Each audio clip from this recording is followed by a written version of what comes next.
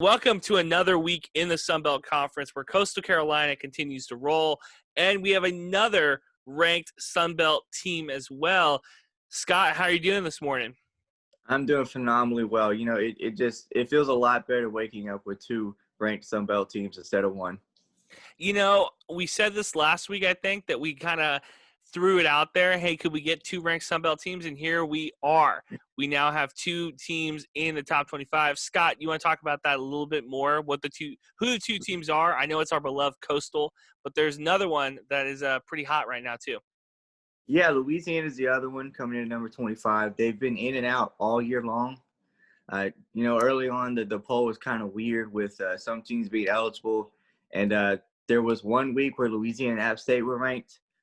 There's no asterisk on that week. But obviously, I think this week means a lot more to the Sun Belt with the Big Ten being in the top 25 and the Pac-12 being in the top 25, whereas they were not. Neither of those conferences were in there the first time that this happened. So for Louisiana to come back in with Coastal Carolina while Ohio State is in here, while Oregon is in here, that's a really big deal. It's really good company. I will say that. Really good company.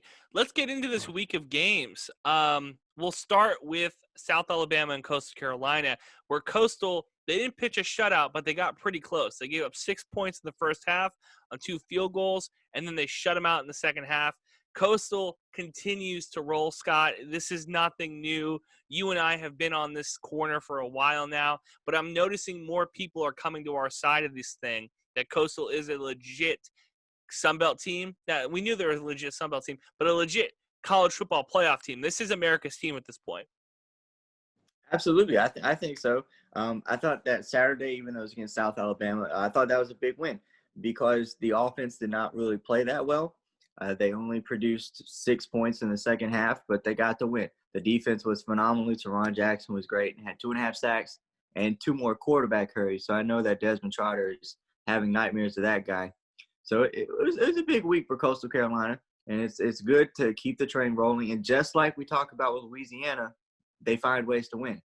Mm-hmm. No, without a doubt. And Coastal, to their credit, you mentioned the defense. This team, what would you say their identity is right now? I want to let you get that question first. What do you think the identity of this team is right now? I think on the field, it's Coastal Carolina's defense. I think for me personally, that's what I watch Coastal for. I watch them to just be disruptive and keep the other team out of the end zone and move them backwards. As a team, I think of obviously the viral videos, the mullets, the fun that they have, on the sideline after the games. This is a fun team, and I think that's the identity that they tried to build from the start. I'm going to answer this, the trenches. I think it's the trenches. The offensive and defensive line for this team, Scott, is outstanding. If you would have told me before the season that this offensive line for Coastal would still be intact, I would have had some questions. Because, everybody else in this conference has had to deal with injury or COVID or something, and Coastal right now has rose to the top. The cream rises to the top.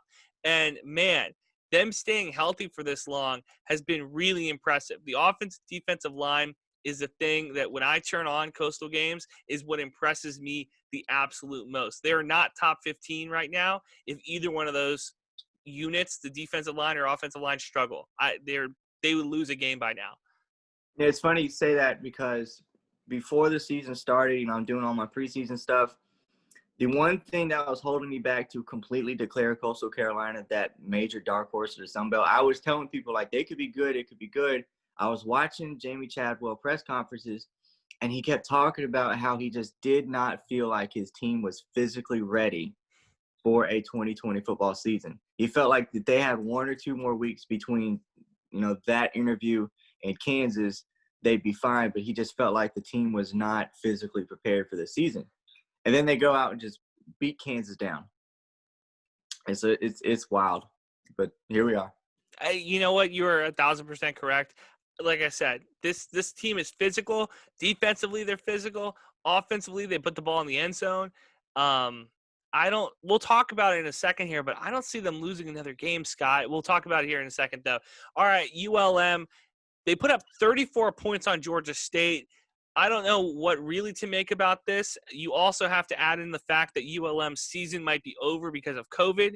We're getting that report this morning that they've had a couple guys who've gotten sick, that they're stopped football activities. Today we're recording on Monday. They stopped football activities for a little bit because of COVID precautions.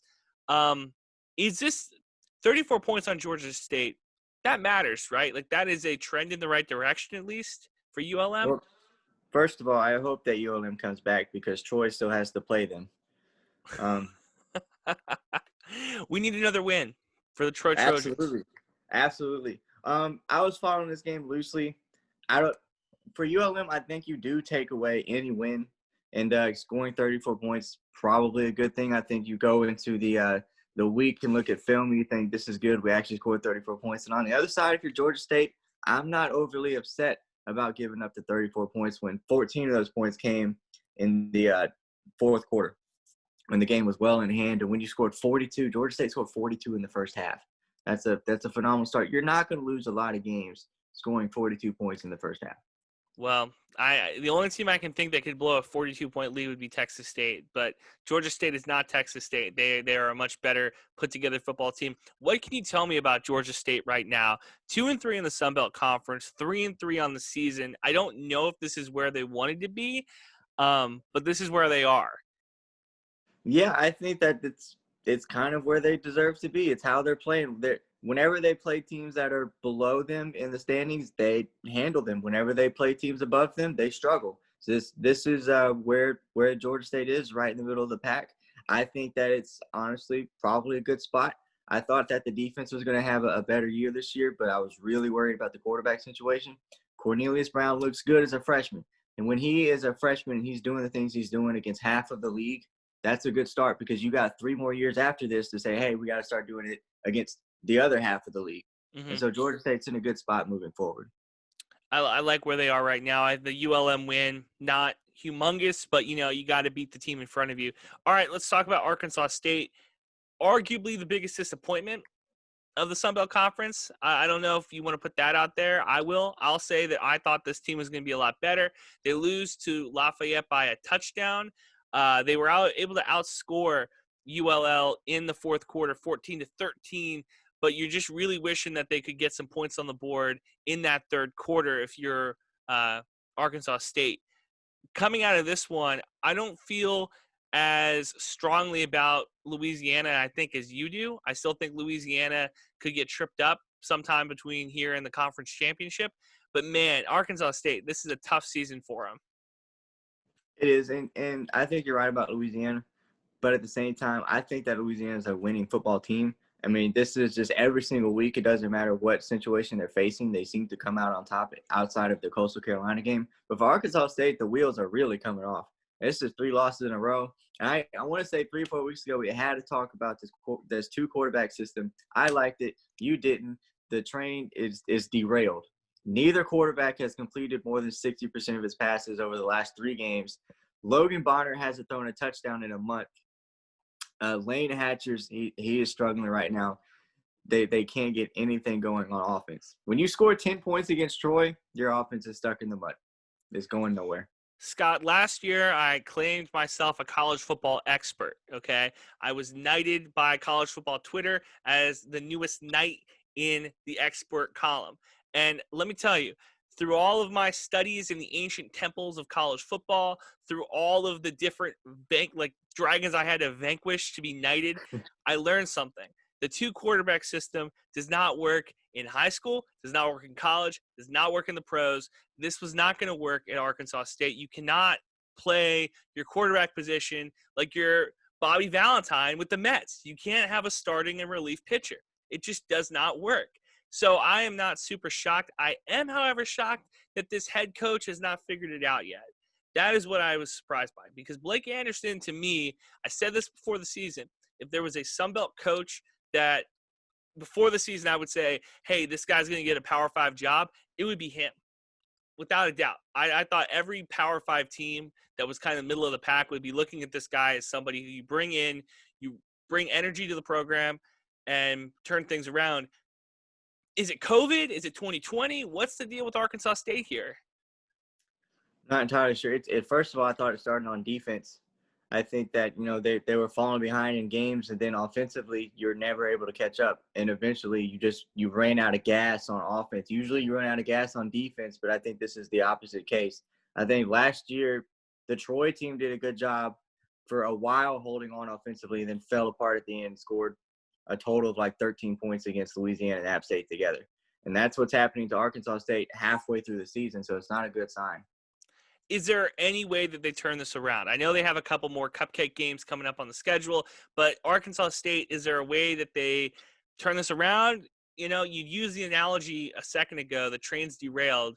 Scott, it's really hard to put a train back on the rails. I don't know if you know that. It is. It takes a lot of manpower to do so. But I believe ULM is still on the schedule. Well, if that game still happens, that helps. Is that not the game that put Zach Thomas back on track? Is that not the game that woke him up? I mean, we can talk about Zach Thomas here in a second when we get into Texas State. I'm pulling up the rest of the Arkansas State schedule. They play ULM, a cupcake team, Texas State at San Marcos, a cupcake game, and then they host South Alabama to end the season. South Alabama, by no means a powerhouse program. So, they could end the season on a 3-game win streak. All of a sudden, 6-5, 4-4 in conference play looks a lot better than where they are right now, 3-5 and 1-4 in the Sun Belt Conference.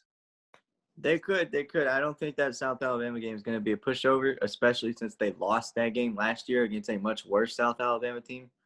But yeah, I don't know. I think that we differ a little bit on South Alabama and Louisiana. I think I'm a little bit less high on Louisiana. I think you're a little bit too high on South Alabama right now. I'm not that high on South Alabama. I just think that there's a chance that they could beat a bad Arkansas State team. Are we sure that they're bad, though? That's my question. For Arkansas State, relative to Arkansas State football, this is a bad team. Okay. All right, let's talk about – this is where we cry in our coffee cups this morning on Monday. Troy Trojans fall vanquished to Georgia Southern by 7 points. Scott, I know this one hurt you a little bit. Do you want to – this is a safe spot. Do you want to let it all out? I mean, I did want to write a story this weekend because I haven't written in 3 weeks, and I was only going to do that if Troy won, but they didn't. So I'm not writing this weekend. It was a Georgia Southern football game. Limited possessions, great defense, terrible offense, and Georgia Southern had that one spurt in I think the third quarter, late third, early fourth quarter, and that's all they needed. It was a tough game to watch. Jacob Free had a little bit of a wake-up call after tearing up Arkansas State, got to meet Georgia Southern, two very different teams. And the outcomes were obviously very different. Troy had its worst offensive output in 2 years, I want to say, 2 or 3 years. And it was just not pretty all the way around. And it's wild every time that Georgia Southern plays somebody, win or lose, their fans are just disgusted by what they've seen. It gets me. It's so weird to me. Because they hated this game. They hated last week's game. Every time they win, they lose. It's close, and they just hate it.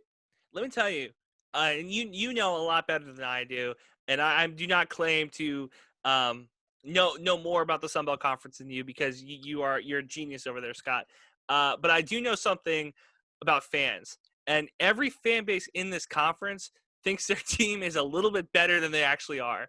That's the synopsis I have on this conference at this point, is that you ask a Troy fan, hey, where do you guys put yourself? And they'll put themselves right behind Louisiana, Coastal, and App State. They're in that mix. You ask a Georgia Southern fan, hey, where do you put your team? They'll put them right there. Oh, yeah, we're like the 4th best team in the conference.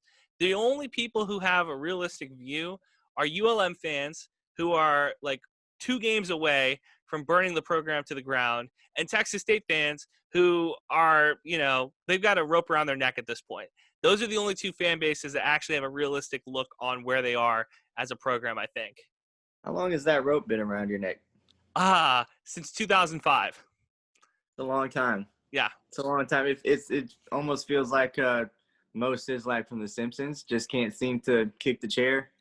Yeah, no, well, it's coming. It is coming. And we can talk about it right now. Or are we done? Are we done with Georgia Southern? Do you want to say one nice thing about Georgia Southern before we move on? I hope that J.D. King is okay. I hate that he got hurt. Yeah, Okay, well, this is good. This is good. Now we can talk about Zach Thomas and his incredible game against my Texas State Bobcats. Zach Thomas is and continues to be the third or fourth best quarterback in this conference, even though he is supposed to be the best one. He is supposed to be the best pro prospect. He is supposed to be this great guy. Zach Thomas in this one against a Texas State defense that is not good by any means. This is not the defense of yesteryear where you would turn on a Texas State game, it'd be 52-0, but at least the defense looked alive and people were moving around. Zach Thomas, 18 of 27, 168 yards.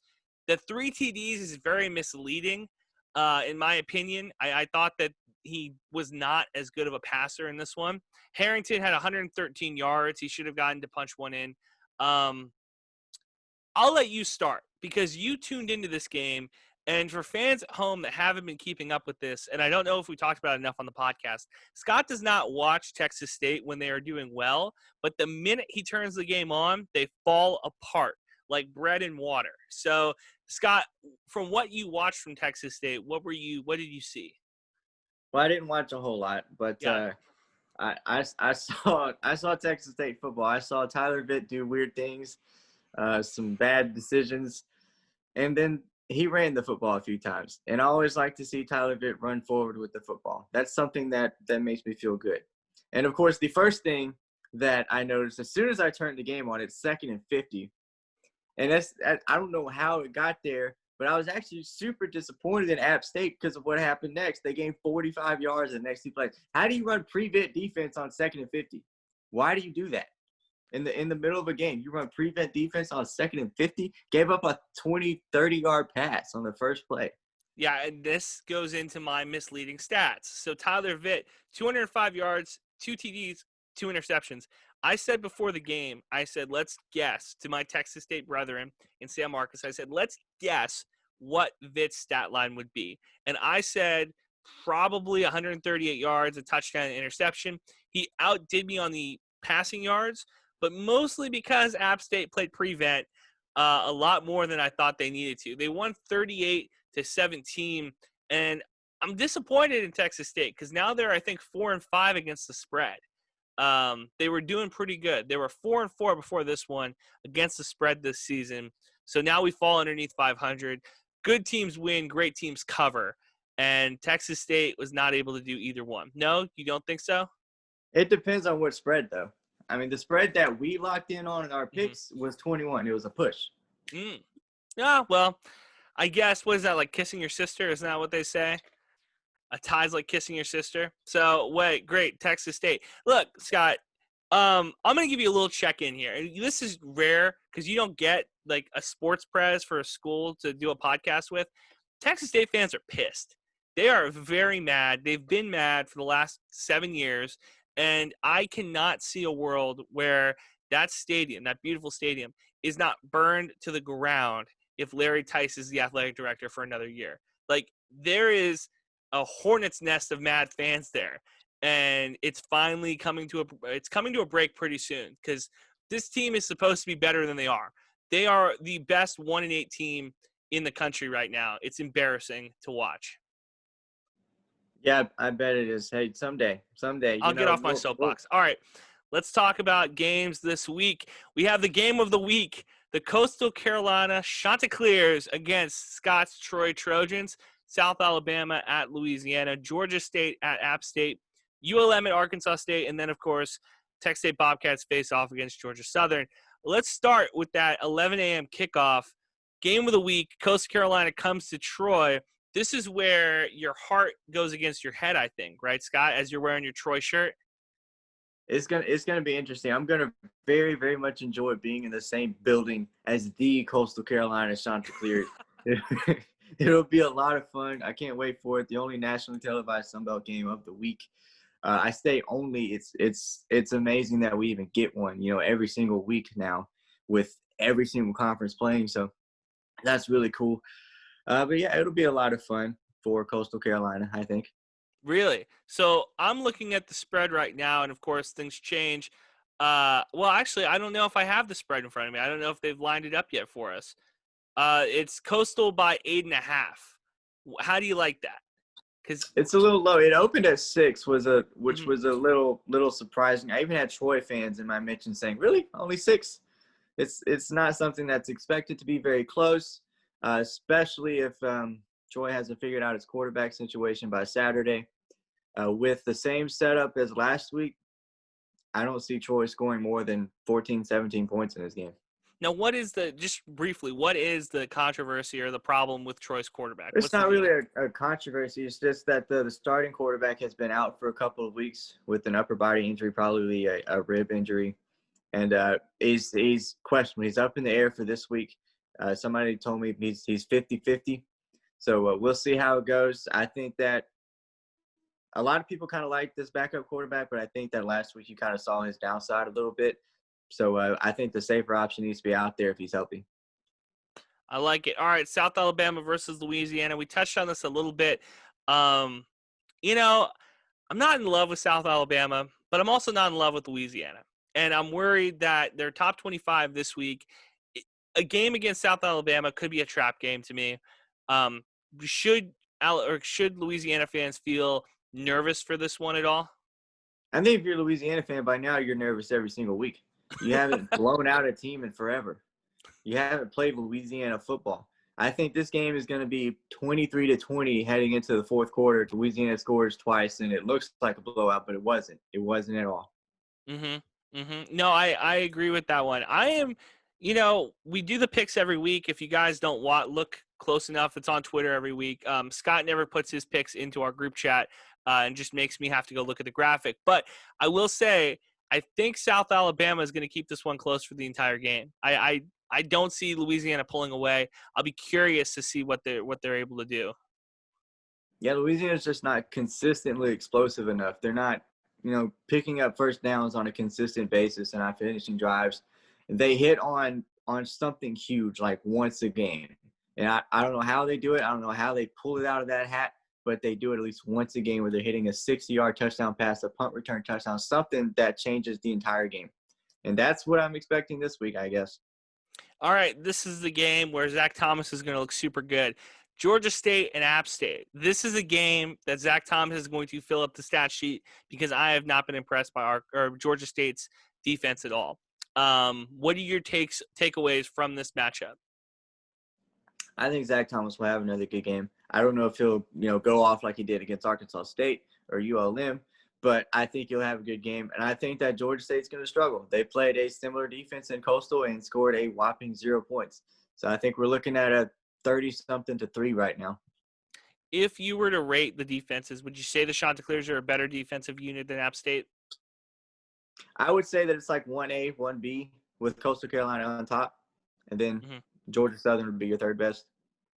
Okay, I was going to ask how much better Coastal would be than App State because I'm thinking It's Coastal is close. I was going to say like a point or two probably better defense.